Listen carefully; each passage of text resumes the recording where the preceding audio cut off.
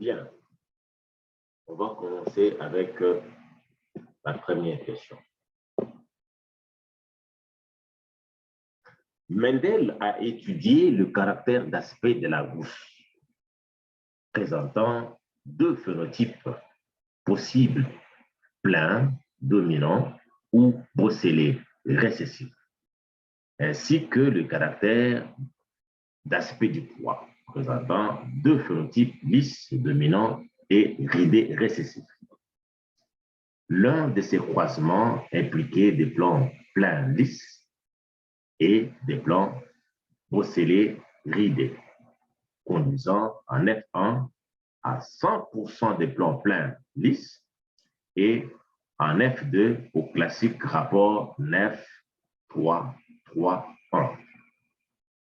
À partir de cette information, déduisez les résultats entendus en F1 et F2 pour un croisement entre homozygote bocellé, lisse et plein ridé. Voilà comment ça se présente. Nous avons eu le temps de faire ça.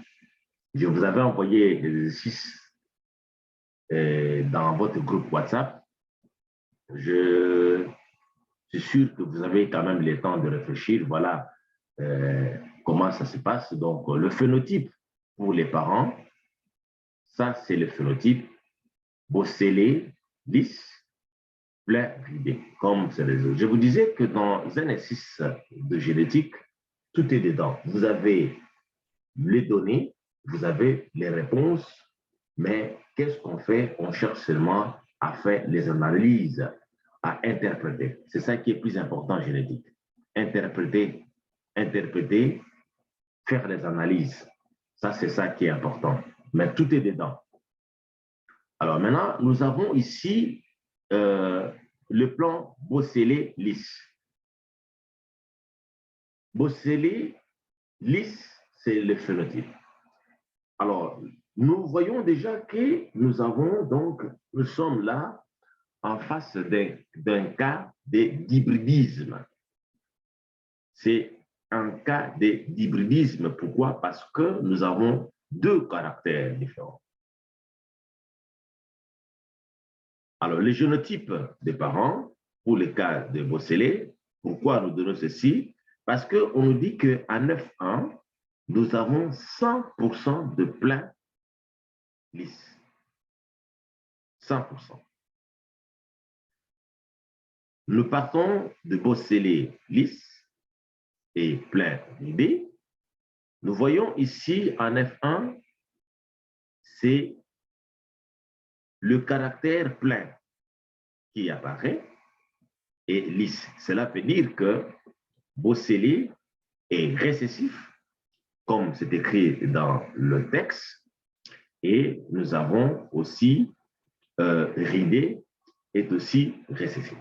C'est un cas d'hybridisme avec dominance. Alors, pour chaque caractère, on aura un FD. Voilà ce que nous aurons pour le deuxième croisement. Pour chaque caractère. Rappelez-vous de ce qu'on a vu lorsqu'on croise dans les cas de monohybridisme avec dominance. Dans les cas de monohybridisme avec dominance,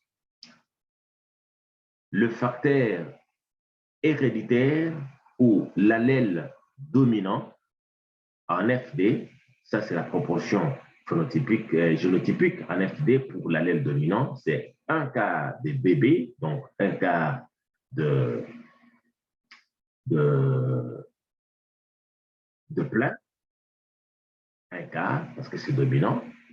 Donc nous aurons en FD un quart, nous aurons ici B, l'hétérozygote, c'est 2 quarts, 2 sur 4 individus.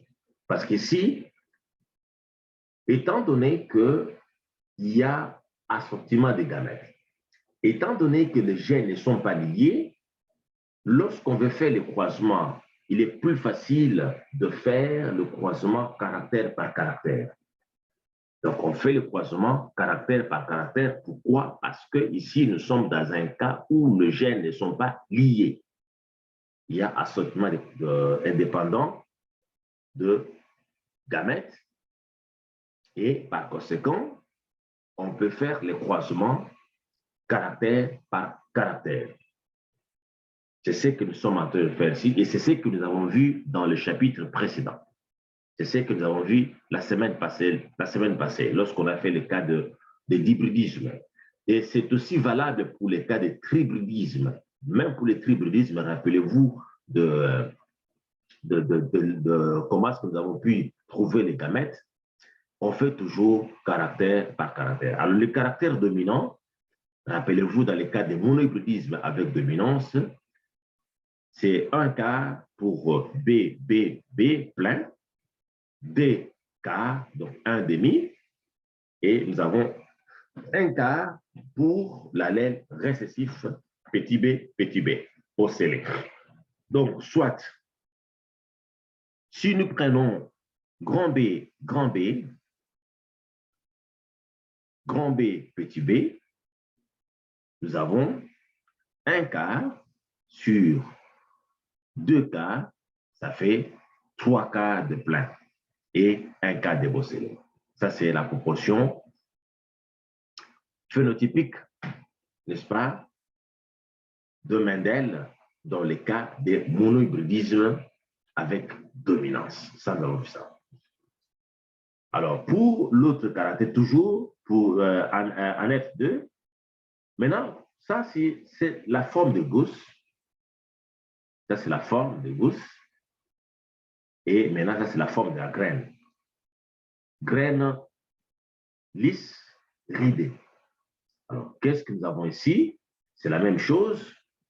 Ici, également, il s'agit d'un cas de monohybridisme avec dominance parce que nous, pour avoir le dihybridisme, nous avons 2 cas de monohybridisme. Alors, deuxième caractère, comme on a dit qu'on fait ça séparément. Pourquoi? Parce que ici, il y a assortiment indépendant des gamètes. Les gamètes ne sont pas liés, donc on peut se permettre de faire ceci. Nous aurons un quart de RR, 2 quarts ou 1 demi de R, grand R, petit r, et un quart de petit r, soit 3 quarts de lisse et un quart de ridé. Alors,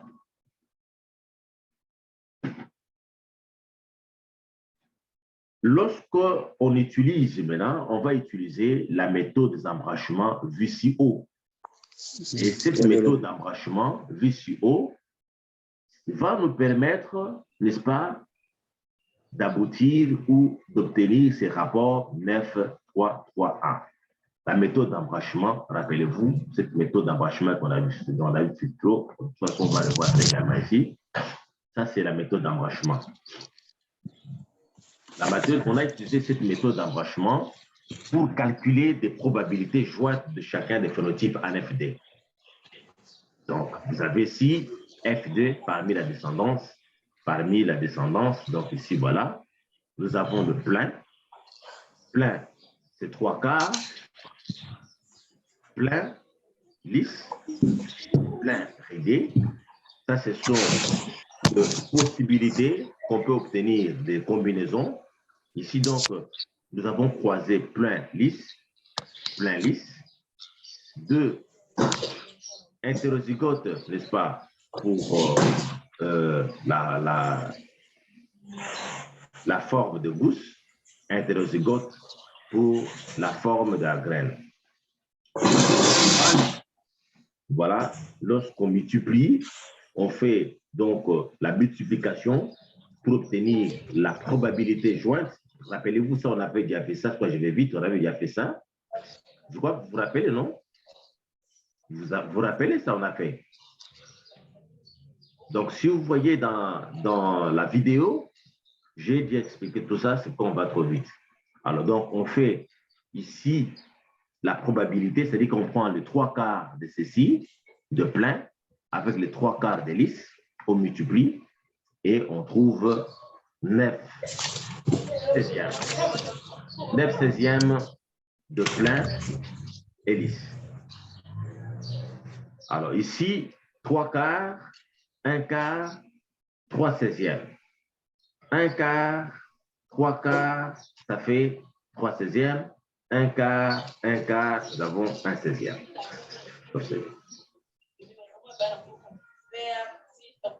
Donc,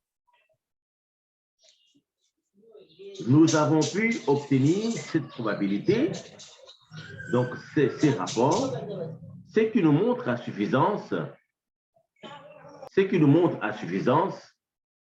qu'il s'agit bel et bien d'un cas d'hybridisme avec dominance. Ici, il y a assortiment de gamètes. Les gènes responsables de ces deux caractères ne sont pas liés. Et c'est ce qui nous permet de faire la probabilité jointe de chaque phénotype en F2.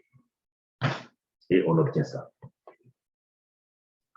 Ça, c'était donc pour répondre au premier exercice. Donc, voilà, nous avons pu trouver, donc déduire les résultats entendus en F1.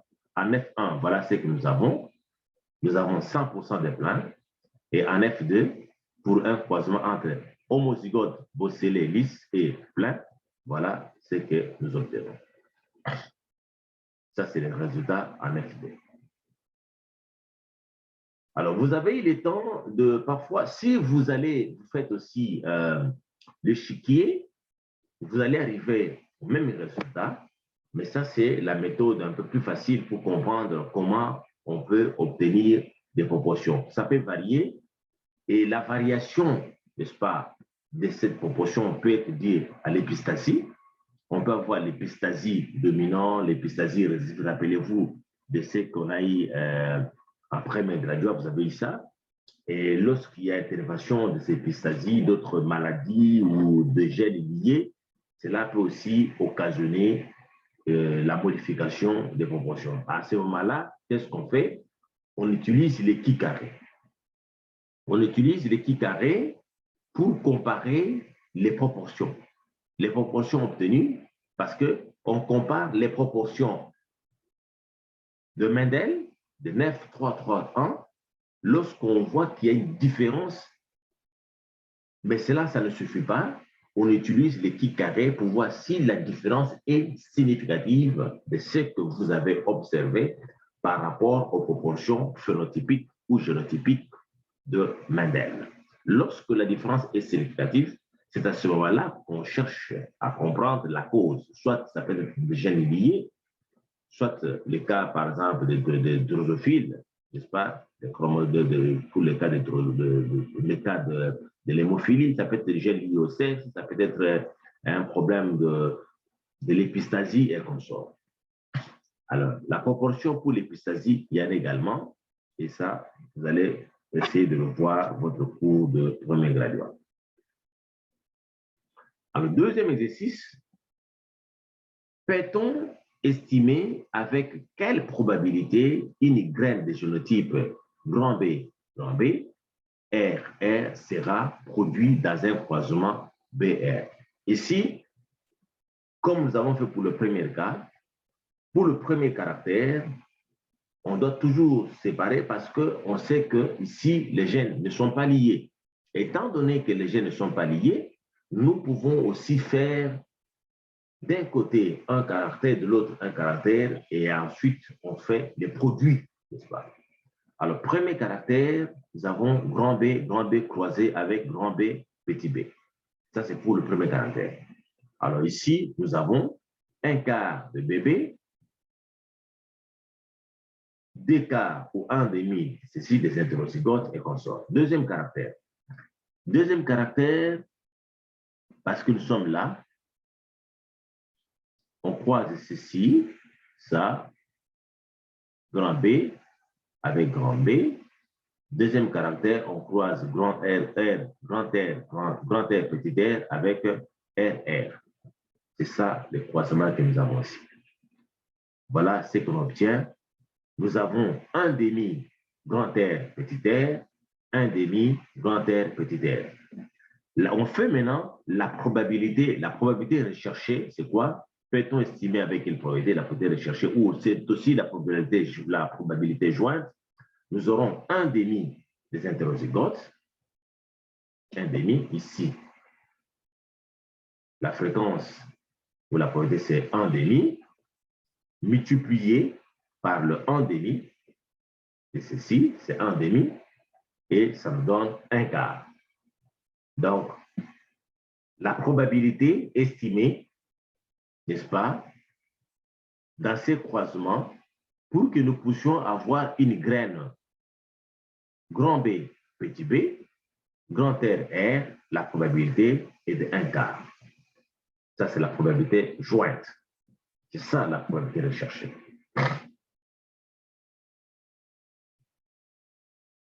Ici, comme je l'ai dit, c'est très facile à faire ceci.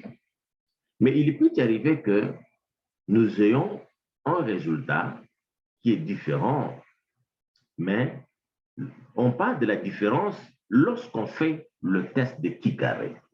Je vous ai montré dans l'exercice qu'on a fait qu'il y avait moyen de faire le test de qui carré pour 2 caractères. Lorsque nous avons 2 caractères, nous avons aussi le seuil de décision qu'on peut prendre en fonction de 2 caractères, 1 caractère, 3 caractères. Nous avons de valeurs de qui carré théoriques qu'on doit comparer avec de valeurs de qui carré observées pour tirer la conclusion. Voici la différence est significative ou non.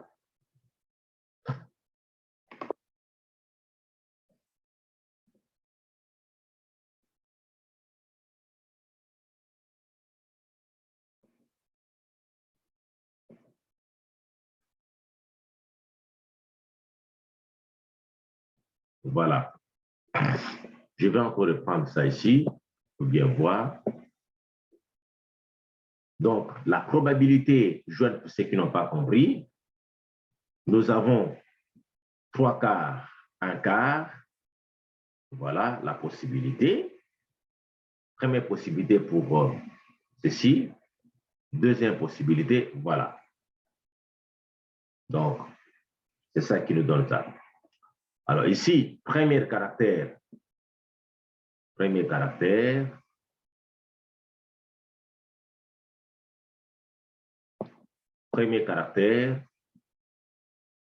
nous avons la valeur de BB, grand B, petit b, c'est 1,5. Deuxième caractère, nous en avons également ici, grand R, petit r, c'est 1,5. Et on fait la probabilité jointe, la probabilité recherchée, ce n'est rien d'autre que le 1,5 de grand BB multiplié par le 1,5 de RR, ce qui nous donne 1/4. C'est ça la réponse. Alors, troisième exercice.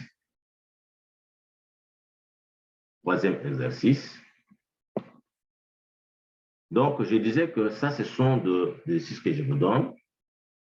Vous aurez encore le temps de faire encore d'autres exercices. Il faut que vous fassiez beaucoup d'exercices.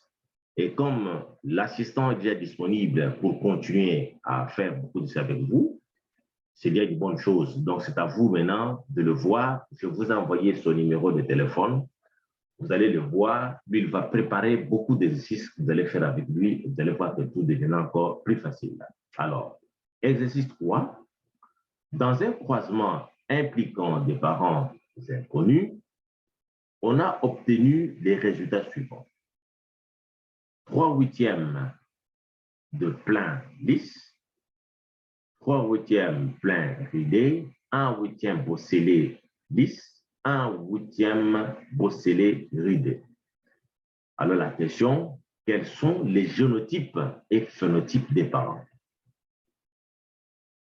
Alors ici, qu'est-ce qu'on fait? Nous devons procéder par l'analyse par caractère isolé. Donc, on procède par l'analyse par caractère isolé. Donc, ici, on doit procéder par l'analyse par caractère isolé. C'est-à-dire, nous allons faire les analyses pour le plein, d'une part, et bosseler, donc le caractère plein ou bosselé, d'une part, ridé, lisse, d'autre part. Donc, la forme de gousse et la forme des graines. On les sépare. On les sépare pourquoi? Parce que nous avons dit qu'il ne s'agit pas de gènes liés. Il y a assortiment indépendant des caractères. Par conséquent, on peut faire des analyses par caractère isolé. Alors, pour le caractère d'aspect de la bouche, excusez-moi, alors on observe 6 sur 8. 6 sur 8 qui est égal à 3 quarts. 3 quarts. C'est plein. 2 sur 8 qui est égal à 1 quart de Beausoleil.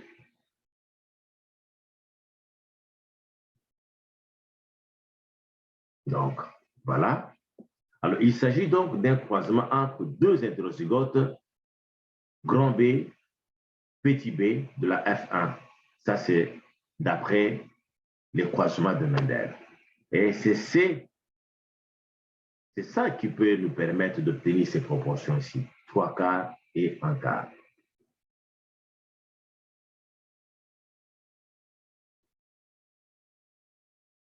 En dehors de ceci, en dehors des hétérozygotes, on ne peut pas avoir cette proportion. Donc, pour obtenir cette proportion, il faut absolument, n'est-ce pas, que ce soit un croisement des hétérozygotes d'après Mendel. Alors, pour le caractère d'aspect de la graine, on observe 4 sur 8, donc c'est-à-dire un demi d'hélice. Un demi d'hélice et 4 sur 8, un demi déridé. Alors, ce croisement ici ne peut correspondre au croisement entre hétérozygotes. Si oui, on aurait un rapport 3-1. Ni à un croisement entre homozygotes. Si oui, on aurait un seul phénotype. Donc, on ne peut pas avoir ici des hétérozygotes. Parce que si on a des hétérozygotes, voilà le rapport que nous pouvons avoir. Donc ça, nous sommes en train de procéder par analyse par caractère. Analyse par caractère, si vous essayez de résoudre ça aussi, c'est la génétique, comme je disais, qu'on vous donne tout, mais c'est à vous maintenant d'essayer de faire les analyses pour voir un peu à quoi cela correspond. C'est ce que nous sommes en train de faire. L'analyse par caractère. Alors, nous avons ce croisement ici correspond nécessairement au croisement grand R, petit r, le seul susceptible de donner un demi d'hélice et un demi déridé. Voilà. Donc, il s'agit donc d'un croisement B, grand B, petit b, grand R, grand B, petit b, petit r, qui donne bien les résultats observés si on considère les tableaux de ce crossing over de gamètes. Voici les tableaux. Les tableaux de gamètes, voilà comment ça se présente. Ici, on va entrer en détail pour voir un peu le tableau de gamètes, si on considère ça, comment ça se passe le tableau de gamètes. On va essayer de faire ça avec le tableau de gamètes. Alors, pour le cas de grand B, petit b, R, petit r. Voici le gamète qu'on peut produire. Donc, première possibilité, nous aurons grand B avec R et nous aurons comme gamète grand B, petit r, 1 quart. Rappelez-vous du cas de monobridisme avec dominance. Ici, nous avons dit qu'on fait analyse par caractère. Grand B peut également s'associer avec petit r. Nous aurons 1 quart grand B R.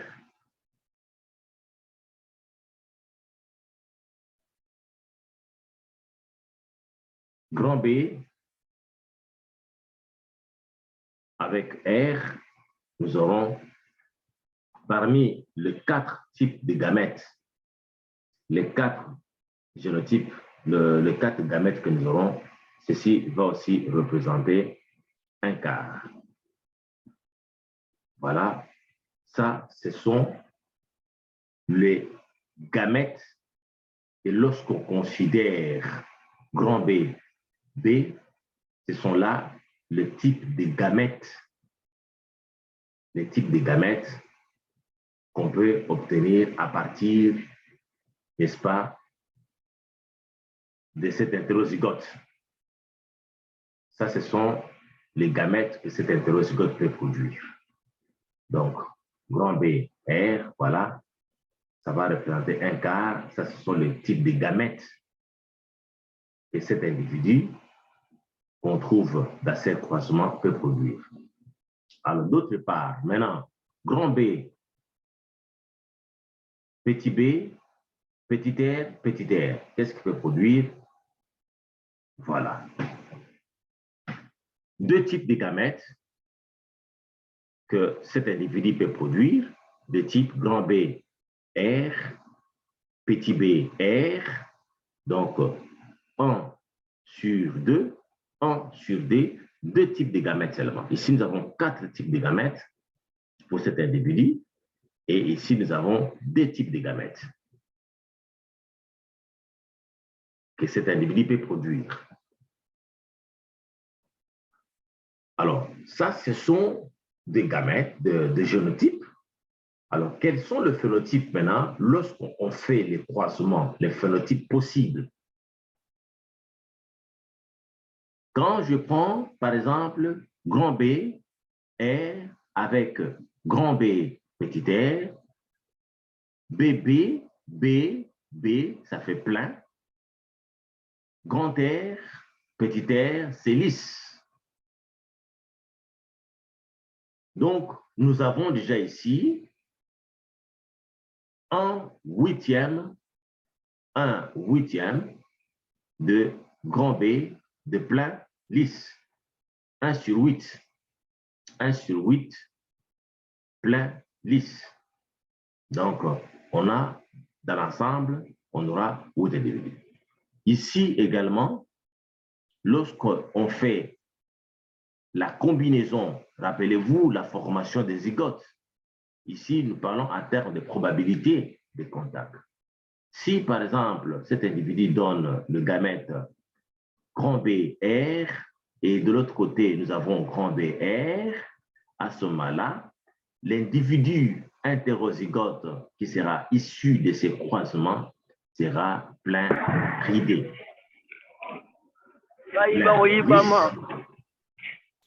Plein ridé.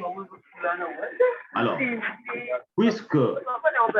Désactivez vos micros, s'il vous plaît.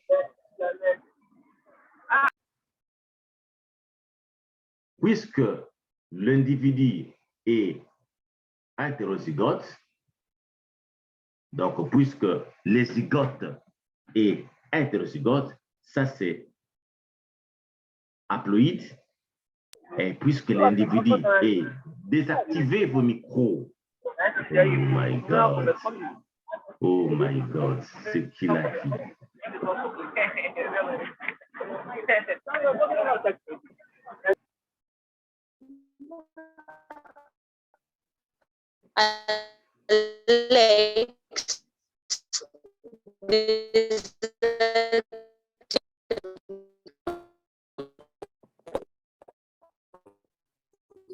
Alors,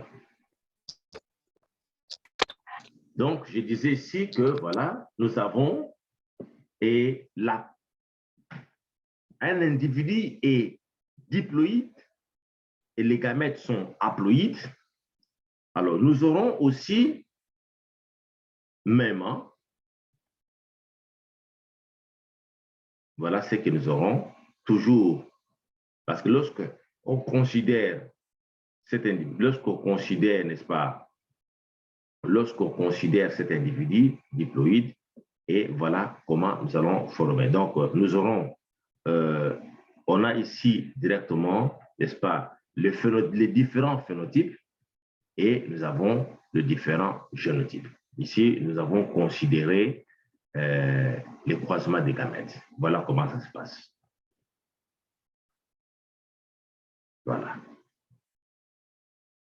Alors, l'exercice 4, ici, là, nous avons fini avec le cas d'hybridisme. On a fini avec le cas d'hybridisme. Je vais reprendre, peut-être il y a les gens qui n'ont pas compris. Donc, il s'agit ici d'un croisement, on fait le croisement. Lorsqu'on fait ce croisement ici, rappelez-vous, la recherche, la première chose à faire, c'est la recherche de gamètes.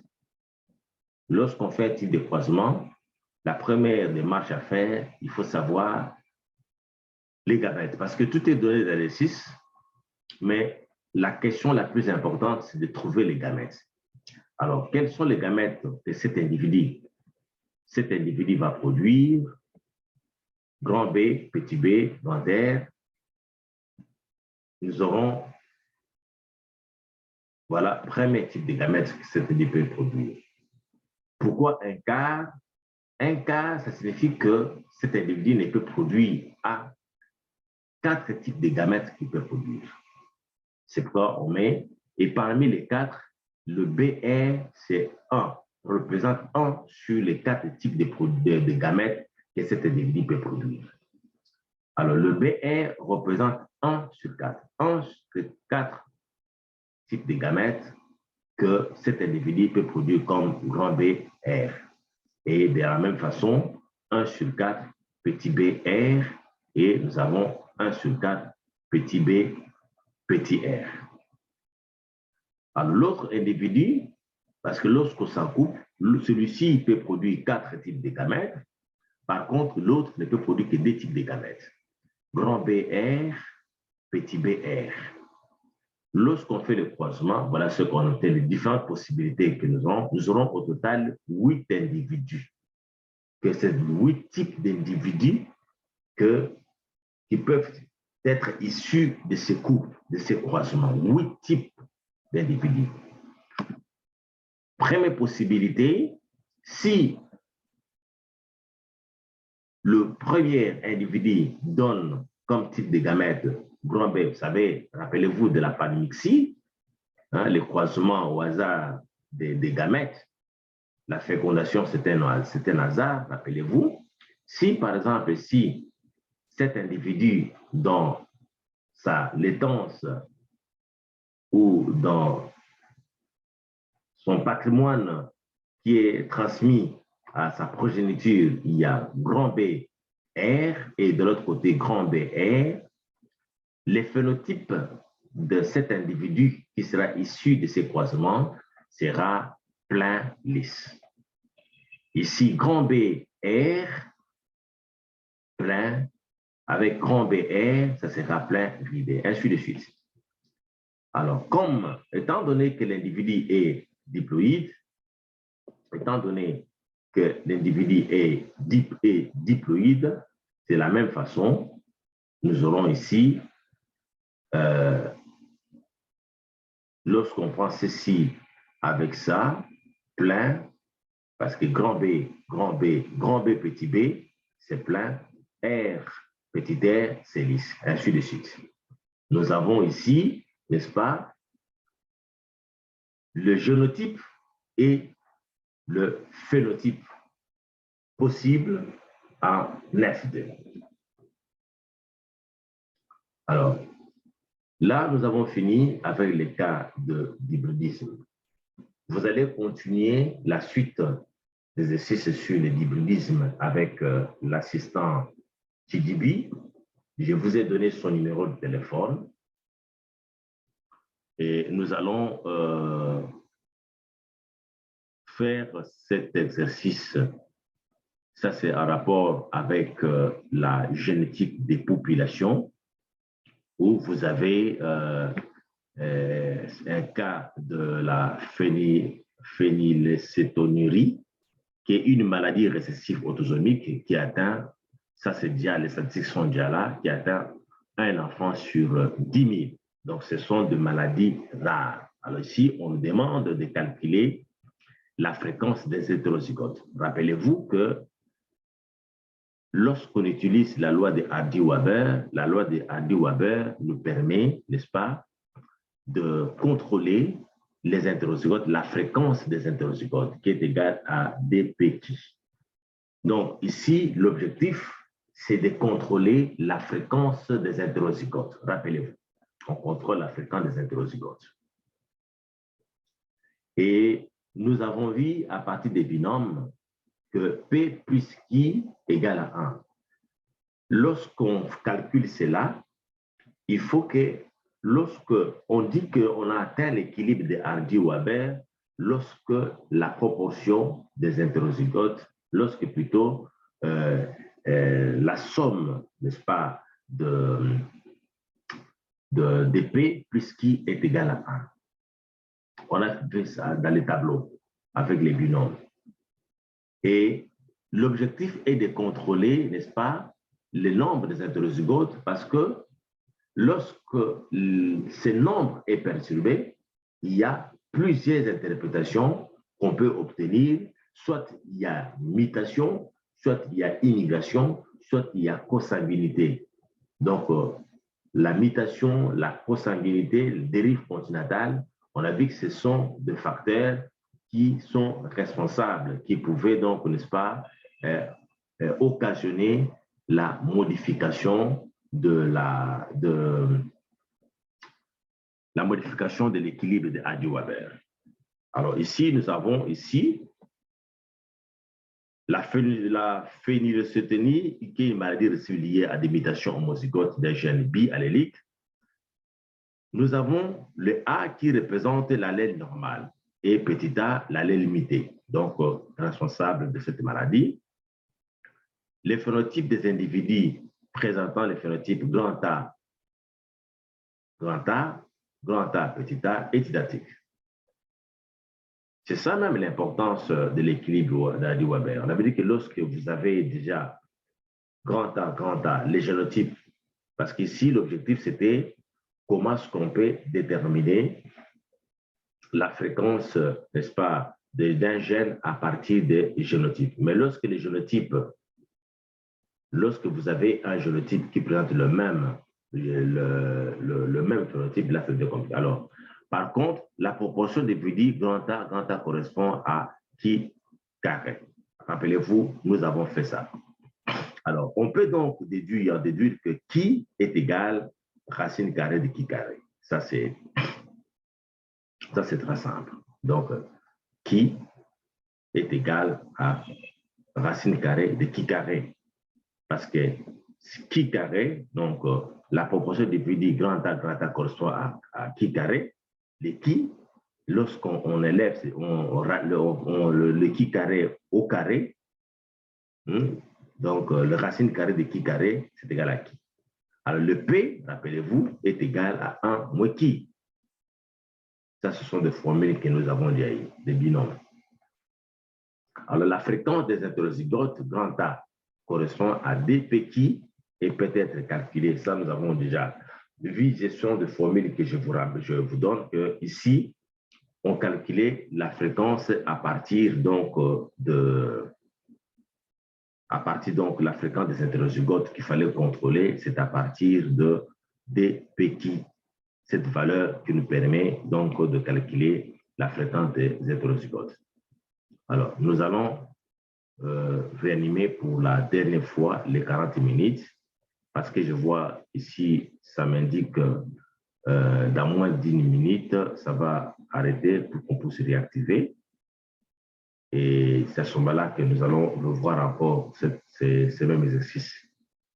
On va revoir ça pour que ce soit un peu plus compréhensif. Donc, nous allons attendre que ça puisse s'arrêter pour réactiver parce qu'on ne peut pas tout expliquer dans moins de 10 minutes. Donc, je suppose que jusque-là, ça va.